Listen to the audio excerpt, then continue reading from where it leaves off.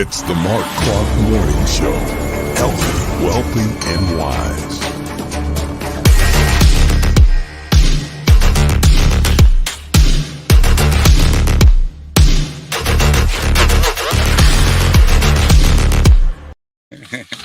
She had the diaper on her head.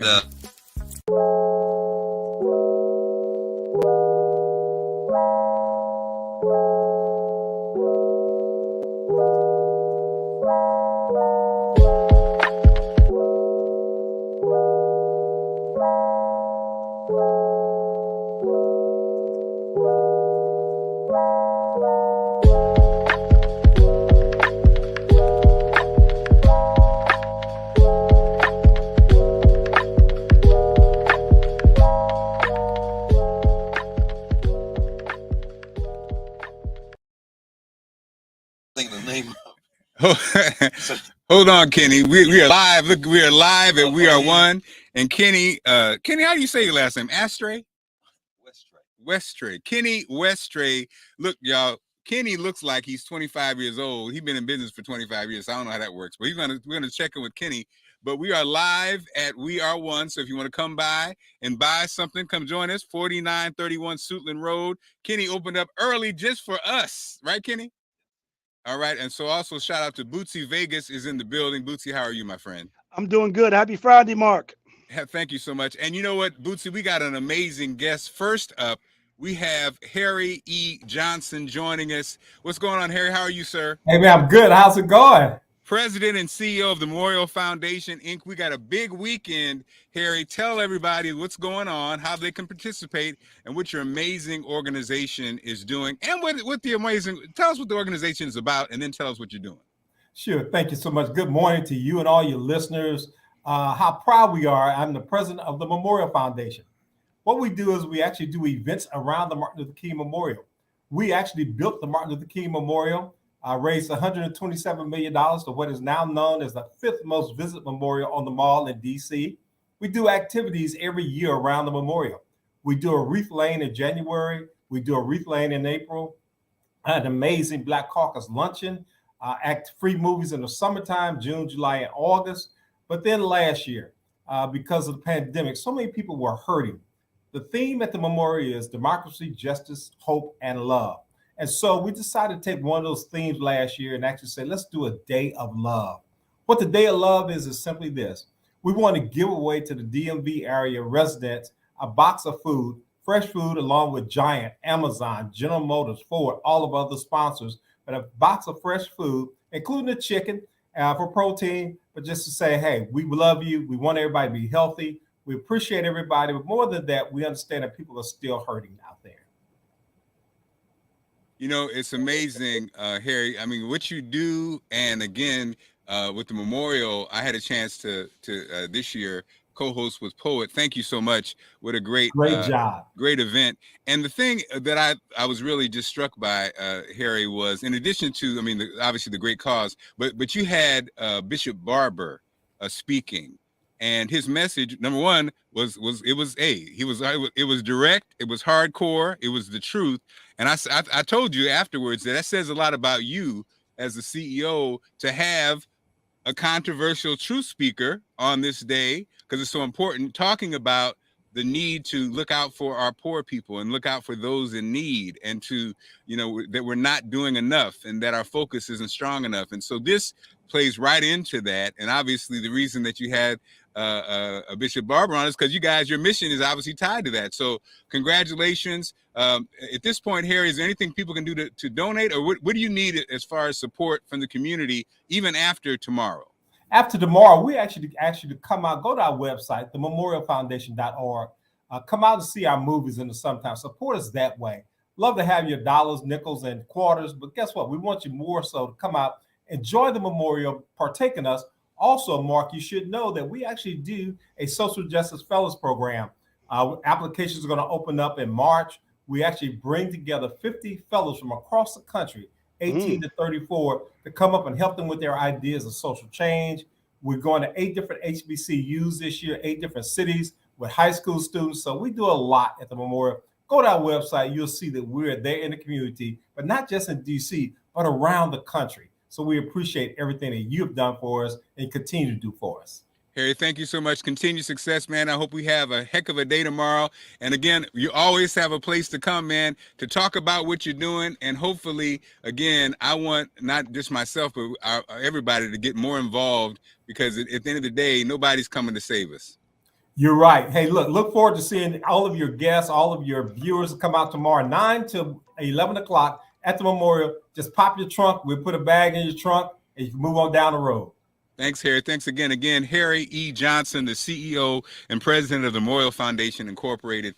And, Bootsy, that's one thing that I kind of realized, that we are in, at the end of the day, Black folks, we are in a crisis, and it's time for everybody to chime in. It's time for everybody to ask the question, what am I doing to make it a better place? What am I doing to give opportunities for those who don't? What am I doing to show or share what I've learned? We're at the age where we have learned a lot. That's an interesting thing. Shout out to Melissa Jakes, by the way. Melissa made that happen. We had a chance to get the CEO on. Thank you, Melissa. We love you. You got to ask yourself that question. And speaking of that, Kenny, come on over. We are live at We Are One, and we live on location today. Live on location. And if you are a business and want to partner like Kenny did with me, just let me know. Kenny, when I started this journey, and this is the first time me and Kenny have met in person, but Kenny for the last year and a half or two has been lacing me with We Are One gear. When I started this in November of 2020, Kenny hit me. He said, oh, shout out to Cookie, by the way. Everybody. Between Cookie and Kenny, if you from DC, if you are that is a fact. If you're from DC, if you're from, I'm not talking about from around, if you're from DC, between Cookie and Kenny, I'm saying, everybody knows these two. If you don't know Cookie, you know Kenny. But Cookie was like, yo, man, Kenny wants to send you something. I said, hey, okay. And so next thing you know, that's what happened. But I was looking at Kenny, looking at your bio, man, and the headline was basically you dodged death 2 times. I have a feeling you probably dodged death more than 2 times. Real death 2 times, maybe so. The possibilities. Yeah. And so here we are. We are one, Ken. And so tell us your story, man. I was really surprised. It was great, actually.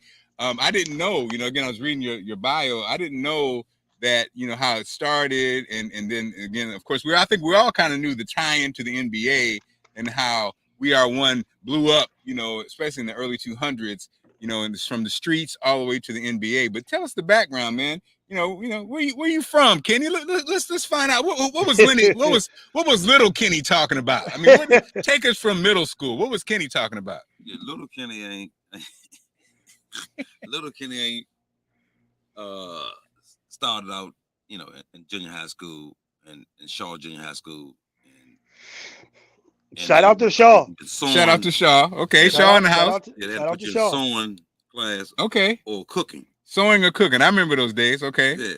So being I'm a WESTRAY, last name W, I had to go in the sewing class with all the females. Okay. So first I was hating it. But there was so many females in there, I was like, well, shoot, I like this, you know what I'm saying? So I learned, started sewing. So I go to, when they finish cooking, I just go eat their food and still be over with the females. So I started sewing, and next thing you know, the next year I was in sewing again. And then when I got to high school, I was in sewing again. So I started making, helping with, chili uniforms and, the marching band and the marching like that. And the marching band, because Shaw was known for their marching band, boy. But definitely in Shaw. But in Dunbar, you know, we was making, you know, marching band and stuff too. So we was making all kind of sports coats and stuff like that. So Man, I knew you went to Dunbar. You know, I knew it was one discrepancy I had about you, Kitty, was you did go to Dunbar. I didn't know that. How did you know that? Yeah, well, the thing, everybody goes to McKinley Tech, know who is successful and went to Dunbar. It's definitely, if you from DC, you know this. And shout out to Germ and all the people that worked at We Are One when they were on Florida Avenue. In the beginning, it felt like a Dunbar thing, and we were not invited to the cookout for a while. So, oh yeah, so it definitely took it. But I will say this. Kenny has always been a proud Dunbar alumnus. And the thing about Dunbar is people that go to Dunbar, Mark, they love Dunbar. Dunbar never leaves them, boy. Is that true, Kenny? yeah, I'm Dunbar. 100%. I'm about to go down and find them guys who kept calling the bomb threat, and I'm about to like, man, who the hell keep calling the bomb threat on Dunbar? So, Kenny, you get the sewing trade, then you get a job at the. No, man, I got the sewing trade, and then after Dunbar, my life took a different path. I bared off the path that God set for me, you know. So I got involved in the streets. Okay. You know, back then, you know, one of my best friends was Rayful Edmonds, so I was in the streets, you know, like 82, 83, something like that. So 85, I was in prison for 5 years. Wow. So trafficking? Yeah, drug trafficking, conspiracy, and all kind of stuff. They was basically, I was selling the feds drugs for a long time. It was just, they were waiting to get me. It wasn't a question of if, it was a question of when.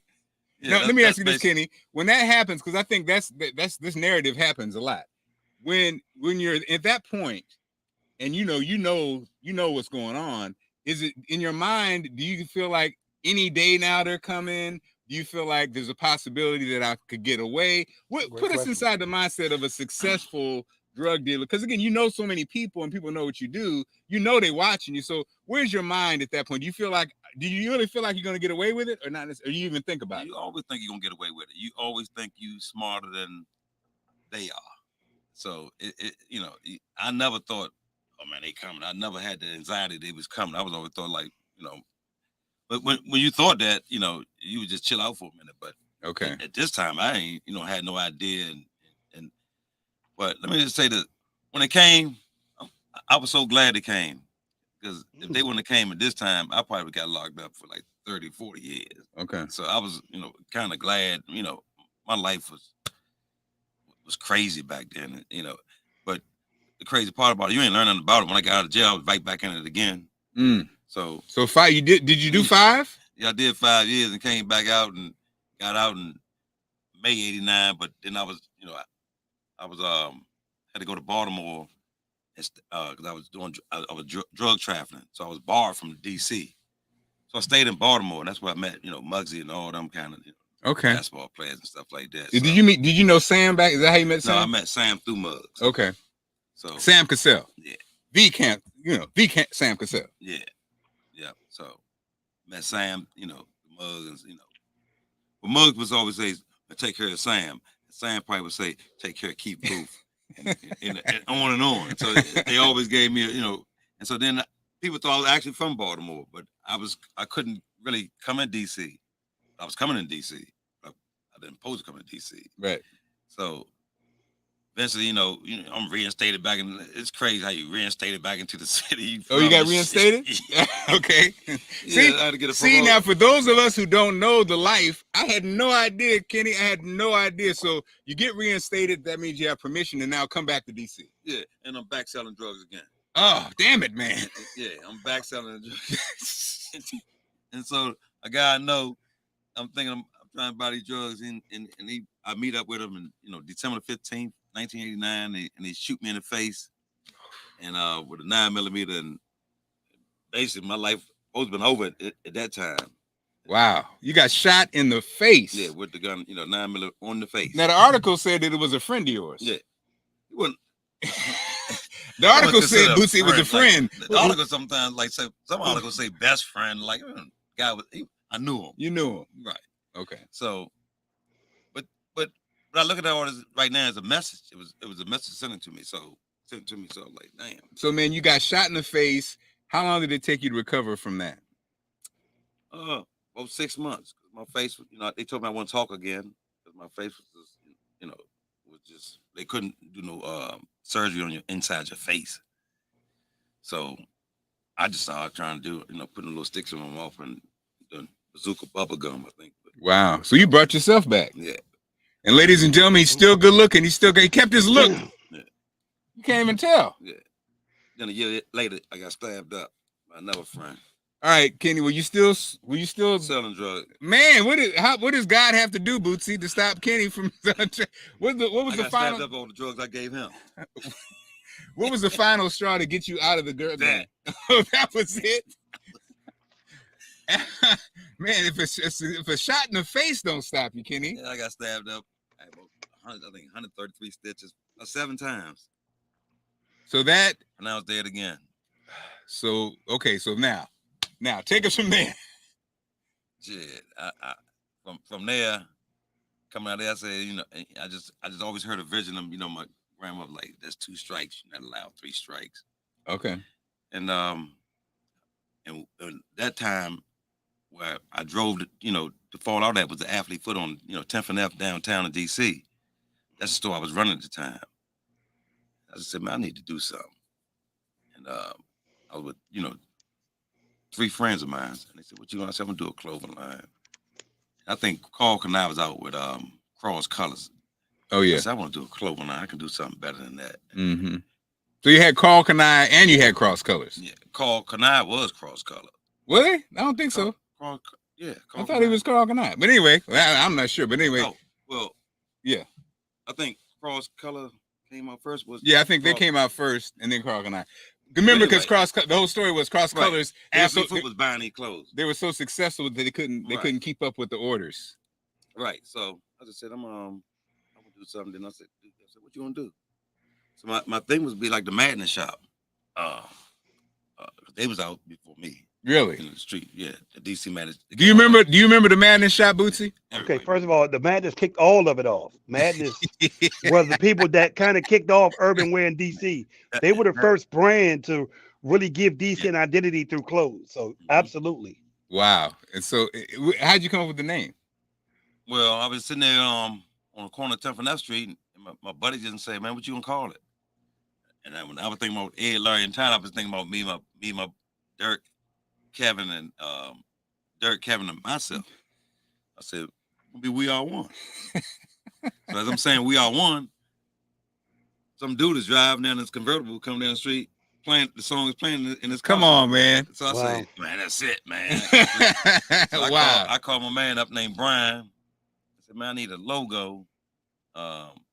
He said, "What?" I said, it's We Are One. I want to put it on clothes and all that kind of. So they probably can't see it, but it's the logo like on that shirt. It's different from now. It evolved over time, but that was it. I did it, and I started putting it on people. And at the same time, Sam was coming out of Florida State, about to go into the NBA. Wow. This is 1992. This is 30 years ago. This July make 30 years we in business. Wow. So I started putting it on him. And all my friends was, I went to Sam, and Sam just heard where we went. Everybody wanted to wear it, so I had it on. Hakeem Olajuwon, Vernon, the whole Houston Rockets, so I moved to Houston. I was like selling stuff. Are you serious? Yeah. So I had this shirt. Yeah, this is my first shirt, like rocking in Houston. Wow. You see, I say, my man Sam. So on the back it's like, "Don't stop, get it.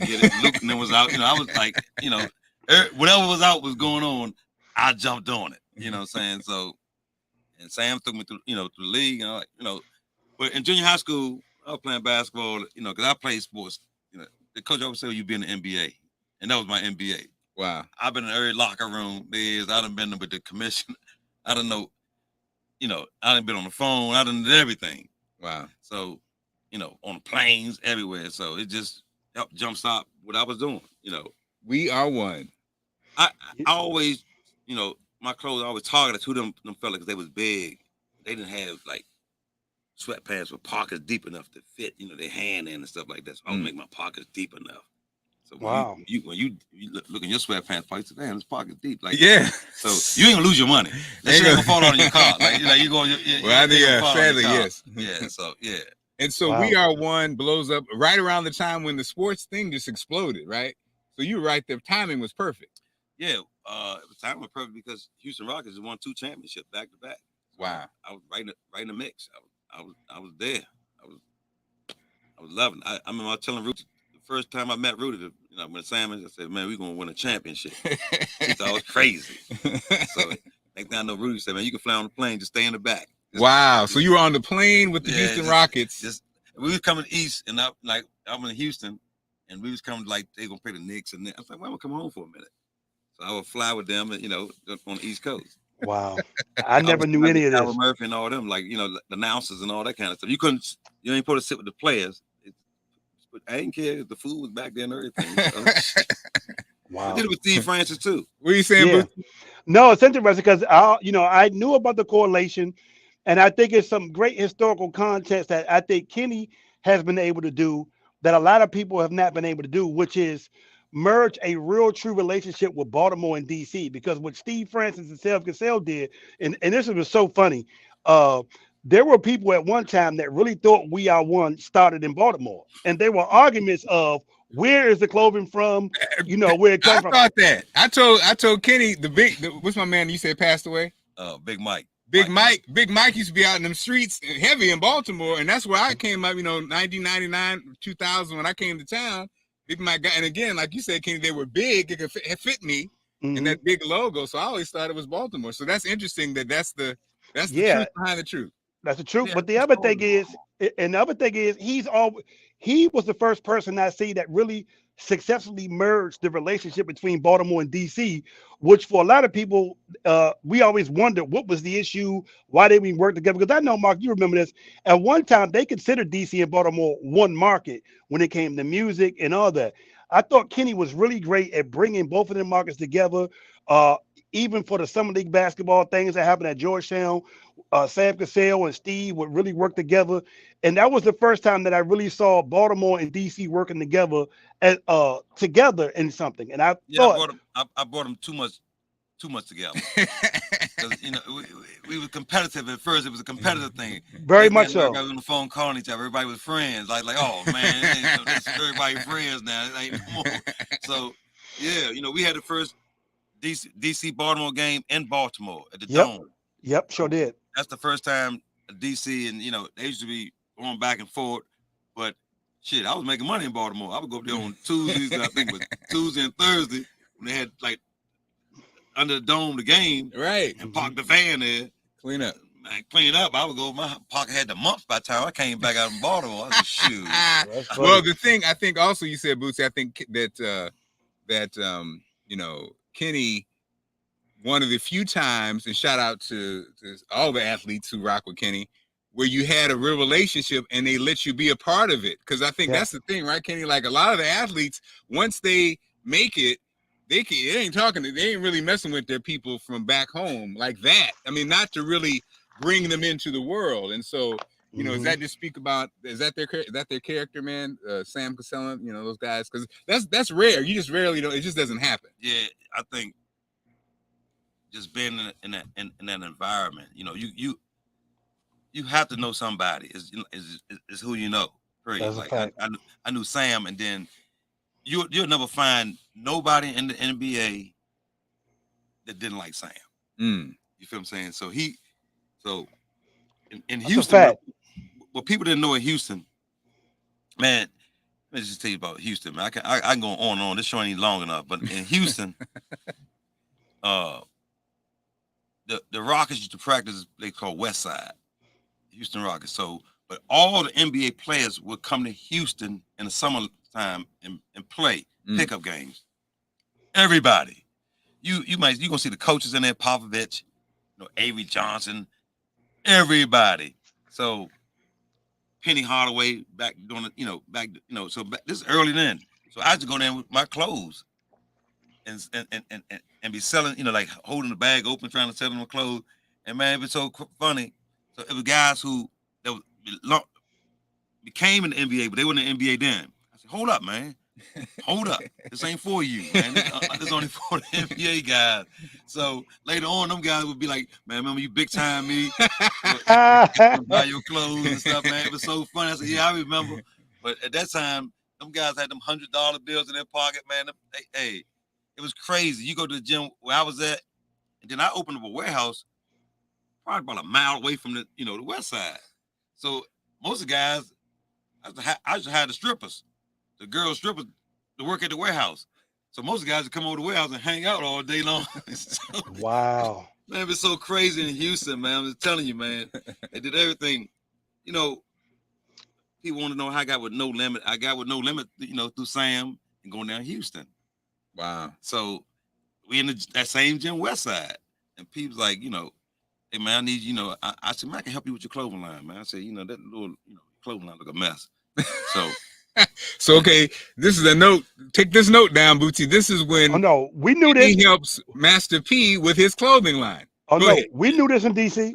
I did know that part. Yeah. So, we met in the gym. I ain't supposed to be in the gym, but I just was there and he was there. So I was just telling him, like, man, your line look a mess, joking with him. And he was like, man, after the gym, we went up to had some, lunch. And he was like, can you help me with it? I said, yeah, I can help you with it. He was like, all right, well, I'm going, I got to do this movie with Nicolas Cage, Gone in 60 Seconds, something, He said, when I get back from that, I'm going to call you and then you meet me. So with the next morning, about 5:30, he called Sam house and said, man, put Kenny on the phone. Meet me at the airport. I met him at the airport. So I went with him to shoot the movie. Oh, wow. So while we talking, working the deal out, we sitting there working the deal out on the planes and all that kind of stuff. So we working the deal out. He's like, man, it's a 50-50 split. Wow. Whatever we make, 50-50 split, no limit, about it. And I said, shit. He said, you need a lawyer? I said, no, hell no. I said, I ain't got shit now. Like, you gonna cheat me? Go ahead, because I ain't got nothing. And he shot, he doing his part, so we was out there about a day or so. And I said, where you going at? So I'm going back to Houston. That was my bank account. Back then it was Crestar. I know I had like $5,000 something in the bank. And when I got back to Houston, my man picked me up. So let me check this count. This count said $105,000. I just kept hitting. I said, well, let me deduct some money from this shit to see how much money in here. Before somebody make a mistake and think they made a mistake and put too much money in here. Yeah. And then a week later, I think we was going to Korea. We was on the plane going to Korea. I was like, God damn. With Master P? Yeah. Wow. Oh, to manufacture? Yeah, to start the manufacturing stuff. Wow. Wow. Wow. He went over the first time I went with him. It was like 16 of us. So we went over there. His phone wasn't working. He flew back. I said, shit, I'm staying over there. It was like an 18-hour flight. I said, hell no. I said, no, I'll stay over here and work for a week. So he stayed in Korea? Yeah, I stayed over there in Seoul. Wow. The first time in Seoul for like 2 weeks. So Kenny, so you go to a manufacturing plant? How does that, tell us how that feels? I was going to ask that question as well. Yeah. When you go around there and then you somewhat have a style of what you're trying to do. You can't do everything. So even like that time we're trying to do denim. So we'll go down to a different place. They show you denim. So I like that denim right there. Pick that denim out. Make some samples and stuff like that. Okay. Get the cut right and all that kind of stuff because this cut was all wrong and all that kind of stuff. So you see, they take you to a market. You can see different fabrics of what you're trying to do. So Kenny, what you learned at Dunbar really did help you. Right. Sewing patterns. Wow. What? All that kind of stuff. Isn't that something? It's crazy. So crazy. My mother was a seamstress, and she's passed away. And I just look back, Kenny. I'm like, man, I missed the boat on that one because her father told her. My mother was a big girl. Her father told her back in 1950, whatever. He said, Jackie, what you need to do, because you love to sew, is you need to make patterns for big girls like yourself. And she didn't listen. So what you did, man, you took that skill set and boom, boom, boom. And so now it's amazing. So, so you were over there doing business. How was the lifestyle when you were there in Korea? In Korea, I didn't do much. I at the time I didn't eat that shit. So I would, the first time I went, I was miserable because I wasn't eating, too much, and the food was a mess. So I used to go there with a bunch of David sunflower seeds. Oh wow! So I was always losing weight over that joint. But it the food was a mess in Korea, but they had everything. You know, Samsung owned everything. Wow. Everything over there. So you would see the stuff over there, like this thing come back and you say, "Damn, nigga, shit, this is this, but it's really another name." You feel what I'm saying? Wow. Right. You would see all the stuff before it got here. So Kenny, now also with money, Japan was a better place to. Japan was more like the cities. So when you get 100,000 in the bank account and it's fresh to you to have that kind of money, did you save? Did you go wild? How did you manage it? And you still had to manage your own business, right? Right. So P gave me the money. Said, "Man, listen, I'm gonna give you enough money so you can have somebody take care of you what you're doing back there, for you can come help me." Okay. So that was the plan was. You know, okay. business running while I come go help him. The first that first piece of money, the first thing I did was call my sister, Sheila, and say, look for Mama house. She said, what house? I said, I don't give a fuck what house. Look for her house right now. He said, That's what's you don't up. care? I don't care what it costs. I said, look for it because I'm about to blow up. So, you know, and they went and found my mom's house, and man, that was the best feeling right there, is buying my That's mom's what's house up. and That's then what's being up. able to pay the mortgage. You know, rest Wow. in peace, Mom. But yeah, that's what's up. Now that's what's up, Kenny. That really is. Kenny, So then- Kenny, I always wanted to, I'm sorry, Mark. Always wanted to ask this question. Tiffany Now, from Dunbar says hi, Kenny. yeah, Lord knows. Tiffany Dunbar alum Robinson. will be on here in any minute. Trust me. They come in waves. The Dunbar Hive. I was always, first things first is, to this day, I still cannot walk past or ride past y'all Florida Avenue spot where the restaurant is now, and not think of We Are One. What was the traffic like? Because I felt like you had picked a perfect location to build a spot, because it was right off the bus, right off the 70 bus, going to Rhode Island Avenue. I can remember walking there from my house supporting you guys. What was that location like? Because it seemed when y'all started playing the music out there, which everybody started to follow after that, even go-go stores or whatever. Like, I'm glad you brought that up. Like, yeah, he always brought that up when they started doing the little Central Avenue, right, Central Avenue electronics and all that. Yeah. Now, because the interesting was, you were the first person that I really saw merge music and fashion and culture, because it was like a block party every day on Florida Avenue. What was that like? And who came up with the idea? And what was that experience like to be in the 90s, having a daily block party to sell clothes? Man, back then I say, man, to attract people, needed to play some music. So I took a big speaker. I remember. And I always put the speaker out front. Yep. And play music. I say, when people hear that music, they're gonna come in the store. And that store was the same pharmacy that I grew up going into, Mr. Brown's. That was his pharmacy. Wow. So when he told me it was available, I was like, oh man, you know. And that store, the rent was $700. I was like, oh shit, $700. So it was good, but we put the speakers out there, and then it not only attract people, it started attracting it attracted the Live Squad. I remember. You know, Peace Stew. Wow. I remember that. I remember Steph that. Lover. Steph Lover. So, because she went to Howard at the time. Right. I remember that. She would venture down there. And Tracy Lee Went to Howard. Street from there. He lived across the street from the store. Little DC history. Yeah, he lived across the street from the store. So when they started, Steph Lover them called, they picked it up, and I started giving them gear. And they started, you know, doing a Live Squad, you know, little thing at the end of the night and shouting out, "We Are One." It was on, and then I started just doing, you know, radio commercials, you know, through the radio station, and that was it. Next thing I know, they had a truck out there parked on the sidewalk giving out stuff, you know. So yeah, it was great times. It was real good times back then. So how did the Master P era end? You know, it ended, I think, we got together in 99. And I think we was together 4 years, like 2003. Okay. Good marriage. We wanted to do a We Are One, No Limit line. But my friends, Nick Van Exel, Steve, and Sam, they wanted to do We Are One. So I had to sit and choose who I was going to, you know, deal with. And I chose, like, deal with my buddies. Yeah. You know, and that was it. You know, we still cool, you know. just no, it wasn't no.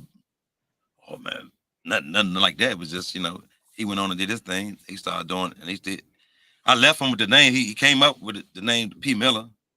So, Wow. and P. Miller was supposed to be like Sean John. See, what people ain't know when we say like do P. Miller, but clean it up. P ain't had no style. Like Puffy had a style. Right. So P, a lot of people trying to be like Puffy with that. Like, hey, I gotta do this. But you got to have the style, right? Or at least have somebody around. And P could have did a whole different style because he was more street, and he could have did a sweat. He could have did all kind of stuff. Puffy was more like party, shiny suits and shit like that. So people knew that. And here goes to so much for people did work together. A lot of times we talk about how black businesses don't work together. Obviously, you and Master P still have a relationship and did great business together. So you can't be mad at that. And all of your friends in the NBA. So much for the stereotype that we can't work together. We can. It just has to be people that you trust, I guess. No, we work together, man. I work together with guys like Scarface. I've been in Space. studio, and I work together with a whole lot. I don't work together with so many people. Maybe, but then maybe Bootsy, maybe it's Kenny though. Maybe Kenny's just that dude that can work with everybody. No, and it's interesting because we talked about how he was one of the few people that could connect DC and Baltimore together. Right. He has been able to work with people, and I do think the sense of the whole Dunbar community really rallying around them. At one point, and I don't want to call it like it was geographical areas, but We Are One was in an area. Madness was more uptown. Then you had Shooters. They were on another side. And then you had DDTP. So I just thought that what he represented for the first time was he was really inclusive with everybody around here. And he was inclusive with other markets. You know what I mean? So he has always been able to work with other people. And you would see the person supporting We Are One that you would not see supporting other DC urban wear as well. So he's always been great at that. He really has. It's just including everybody. And Kenny, I think a lot of people, so, you had multiple stores in multiple cities. And so when I wear, the hot gear you send me, people would be like, yeah, the reaction's interesting. They'll be like, yo, is that? And they're like, oh, damn. I didn't know We Are One is still around. Blah, blah, blah, blah, blah. And so I think, number one, what are the keys to being a survivor, in business? You basically outlived the trend of just athletic wear, and you've expanded into, kind of a different, more sleek style and things. What's the key? God. There we go. I wish I had my horn working today. You're right. Just hey man, I wake up every day. I'll be thanking God, like God, wow, 30 years I'm doing. I think I told my brother something like that like last week. I was like, man, wake up and you can do what you want to do.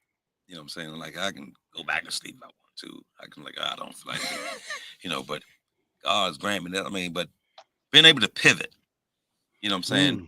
When the clothes got slimmer, I was losing a lot of sales, so you had to go slimmer. You had to keep up with the younger folks, you know what I'm saying? So I pivot with them. Like now guys come in, man, where the big stuff at? No big. I said, man, I don't want no big shit. The new shit is big dudes. Even the as a big and tall is slim. Yeah, it's slim now. Yeah. It's like what? Losing weight. Now, and let me tell you something. It ain't cute when it's around your belly though. I got skinny legs, so it works. but when you got it tight around your waist, it's like And so is that the same thing, Kenny? Did you go to another? How do you go about switching your style? You go meet with designers? How does that even work? Nah, I've been doing it all myself. See, there you go. Back to Dunbar education. Yeah, I look around and see what people are doing, you know what I'm saying, and try it. Like I make a lot of samples. Like when you see a lot of stuff laying around, basically a lot of samples. So so I make a lot of samples, and I'm like, I don't like this color. I'm gonna change this color and stuff like that. Yeah, your color schemes and stuff are crazy. Yeah. And that's you again? Yeah. Man, well, let me find out, because my daughter, number one, this is my plug right here, Kenny. My daughter would like a extra large, whatever you sent me the last, because what happens is they take my clothes. Oh wow! And I can never get a chance to wear them because they wearing them around the house. But also, if you want to, my supporters, friends, family, Kenny said you got a special. If you come in and mention you saw it or just mention us, what can they get, Kenny? 30% off. 30% off. Good Lord, Bootsy. I'm on the way over there today, Kenny. Come on now. I know I went to McKinley Tech, but you can look out for us too, man. Oh man, I was in. Somebody sent me a picture. I was in McKinley Tech yearbook. They sent me a picture. I'm in a yearbook. Yeah, because you wanted to go there. Because you really wanted to go there. You wanted to go there. Oh Lord, here we go. No, actually, my girlfriend went there. Yeah. Yeah. So, they had nice girls there, but like, Always. They always had nice girls. Yeah. Hey, Kenny, can I ask you this question? I just want, I don't want to take the conversation too going, but I just wanted to give a supreme shout out to you for honoring the amazing Tony Lee with the mural outside of your store. For a lot of people, Tony Lee did an amazing work in the community with the youth advocacy group. Tony was actually my boss for 4 years, so I just want to say a supreme shout out on honoring him. For a lot of people, that hit us hard with him passing, because he was an amazing servant. You know what I mean? And it's also a testament to you of how you just cross all these boundaries with people in the community. So what made you want to do that for Tony? Man, that one brother that I probably felt the closest to. Man, I can't even tell you. It give me chills just to think about, Me too. Trying to answer that question. But Tony was everything. He never judged you. He came in the store. He ran the store when I went here. He picked up. I ain't never had to tell him nothing, how to do nothing. Mm-hmm. He did everything. You know what I'm saying? He married my friends. He was a counselor. Absolutely. He talked to you when you was, when you needed that talk. A DJ as well, and a DJ. He Congo player. Right. So many things. So basically, I don't even know what made me say, I'm gonna put a mural, and it's here to stay. And then his family became my family. So them 4 girls, and they'll tell you, like, I'm not Tony. I'm gonna make sure they straight. I think I get a lot of blessings from him, because so many of them brothers and sisters, they come in here and shop now. But so. And tell you probably the stories of the impact he had, because when he was my boss, I could not stand him. But as I got older, I deeply appreciated him in his bad cop. He was my boss at the Marion Youth Leadership Institute. He was my boss there. Yeah, that's probably before he evolved into the Tony Lee. Hold on. Let me say this. Let me say this. He was on the cusp of evolving. But the interesting thing I can tell everybody, the last time I saw him, my cousin Alicia, who ended up being his cousin through marriage, I get there early. He is officiating the wedding. The wedding is over. We're going to the reception, and he's the DJ and the host and I said, Tony, what are you doing? Like, you want to work on? Literally, he did the wedding. He was the official of the wedding, and then went and DJ'd and hosted at the end. Was the last person to. Wherever the microphone was at, Tony was gonna be with that microphone. Man, he was. Tony announced football games for Howard and DC public schools. He did everything. He was one of the most loving, giving, amazing mentor men. And for people who know him, and I'm sure you do this all the time, people probably got a Tony Lee story for you about the impact he had on them. Really. Man, it's crazy, man. I got so many stories, man, but I still be saying stories that early in his wife, she come up here and show me a video from when he was in Cheney. Right. I want to go in heaven and say, man, get your ass down here, man. I went to him little tight, he had them little Viking shorts on and shit. I said, oh, come on, man. I said, man. Hey, but there's so many stories, man. And he was a dance instructor. He taught dancing. He was a dancer. He was light on his feet. Absolutely. Big dude, Mark. Light on his feet. Like he had dance class on Tuesday and Thursdays. And so, Kenny, speaking of, there's a lot of famous people and people that in your life that we've lost. We're at the age where we see that, and you survived, multiple times. What have you learned? I mean, I think we're at that point. What have you learned as somebody who's been close to death and have lost people? What have you, what has Kenny learned at this point in life that maybe you didn't know? Live your life. You gotta live your life. What does that mean, Kenny? What, can you elaborate a little bit on that? Try to live your life every day. I mean, I just, like I said, I just lost a friend. Some they be depressed and you don't know. You can't read a person. They don't tell you. You don't know. So I wake up. I'll be depressed. like people say, well, yeah, I ain't never seen you depressed. I say, you don't see me depressed, but I'm depressed. I'm depressed every time I got to pay my mortgage. but I don't show you that. But I get up, move, and just and try to live. Right now we stuck in the pandemic, so we can't live, but so much we can't just keep up and go when we want to, how we want to. Every day, I thank the Lord. The Lord just been so good to me.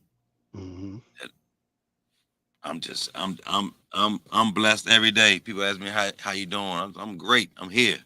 I'm blessed every day. I'm hopping into. I've been dabbling with entrepreneurship, right? And the one thing I now get about entrepreneurs is people who don't, the 9-to-5ers, which I've been a part of forever. We don't understand how much drive it takes to be an entrepreneur, right? Like we don't understand when you got to even having a shop, getting up and opening up that damn shop. It's very simple. Capitalism is simple. You sell bananas, you sell fruit, you go open up your stand every day. But we don't realize when you're getting that check every 2 weeks at your job, how much it takes to do that. Break that down for us, and shout out to the entrepreneurs. Let me tell you something. Everybody want to be their own boss. Yep. But they don't know how much trouble you can get into trying to be your own boss. Mm-hmm. Your own boss can actually send you back to working for somebody else. Trying to be your own boss. Now, That's a fact. That's a fact. Let me. So we are one. Okay. Let me just. We all over the place here, but so I remember I had to get a job. I had to pay child support for my daughter. So they told me you got to get a job. They told me all that street selling shit, like selling clothes. And I said, I sell my own clothes. And he needed a job before we can see what you making. So I had to go get a job down in a law firm, Harlan and Knight. Wow. Now, God bless Harlan and Knight. And at this time, Harlan and Knight was paying me $7.14 an hour. I'm a grown man. I think the pay was $14,375.50 a year, something like that. So that's pretty exact. That's below minimum wage. Hey man, $7.14 an hour. So I say, shit. Well, I had to work it out. I said, well, I'm gonna come to work. I will take off on Monday and Friday.